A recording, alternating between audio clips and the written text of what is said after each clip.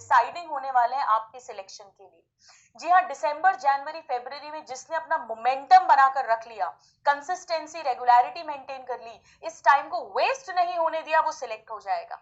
और जो इस समय पे ढीला पड़ गया, भले ही वो नींद के कारण, आलस के कारण, ठंड के कारण, किसी भी कारण से, उसके सिलेक्शन के चांसेस कम हो जाते हैं। तो हम कैसे इन्हें बेस्ट यूज कर सके, आइए आज हम उन्हीं पर प्रैक्टिकल साइंटिफिक पॉइंट्स को डिस्कस करते हैं। सबसे पहले प्रॉब्लम्स क्या होती है। देखो, आपको पता है मैं एक प्रैक्टिसिंग डॉक्टर हूं, तो मैं हमेशा पहले प्रॉब्लम को, डायग्नोसिस की बात करती हूँ और फिर उसके ट्रीटमेंट की बात करते हैं, यानी सोल्यूशन की। प्रॉब्लम मेन दो है। पहली प्रॉब्लम ये है कि सर्दियों में पढ़ने का मन नहीं करता। कितने लोगों के साथ ऐसा होता है, मुझे कमेंट बॉक्स में बताना। मुझे फील होता है उसके कुछ बेसिक रीजंस हैं।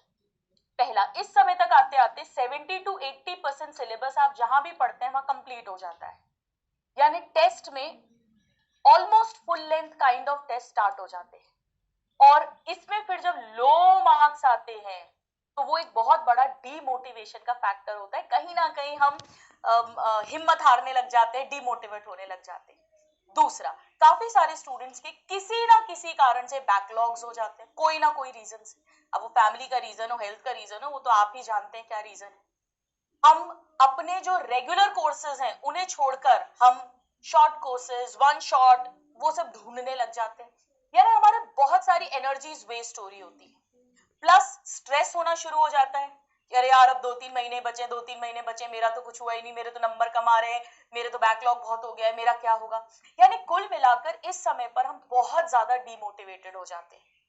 मैं आपको एक ऑनेस्ट बात बताती हूँ, ऑलमोस्ट 90% 90% स्टूडेंट्स दिसंबर जनवरी में आके गिव अप कर देते हैं। वो बोलते हैं नेक्स्ट ईयर देखेंगे, जो होगा तब की तब देखेंगे, अभी इस साल तो अपना सिलेक्शन नहीं होगा, अभी तो अपन ऐसे ही दे देते हैं, और वो छोड़ देते हैं। और यही वो समय है जब अगर आप लगकर पढ़ लिए तो आप सिलेक्ट हो जाएंगे। जी हाँ, अभी भी अगर आप जाग गए और अभी भी दिसंबर, जनवरी, फरवरी, मार्च आपने 4 महीने पढ़ लिया तो भी आप सिलेक्ट हो सकते हैं। यानी एक बात तो हमें समझ में आ गई है कि ठंड में पढ़ने का मन करे या नहीं करे, पर पढ़ना तो पड़ेगा। दूसरा, चलो अगर हम बहुत अपने आप को मोटिवेट कर कर पढ़ने बैठते भी हैं तो ये आलस, नींद, ठंड हमें पढ़ने नहीं देती है। और अब प्रकृति पर, नेचर पर तो हमारा कंट्रोल है नहीं। आप कहोगे मैम ठंड तो हम कम कर नहीं सकते हैं, तो क्या करें। आइए पहले इस बात को समझिए कि ये होता क्यों है। एक बात तो हम समझ गए कि जो सबसे क्रूशियल समय है वो सबसे मुश्किल समय है पढ़ाई का। जो सबसे जरूरी डिसाइडिंग महीने हैं वही सबसे ज्यादा मुश्किल होती है हमें पढ़ने में।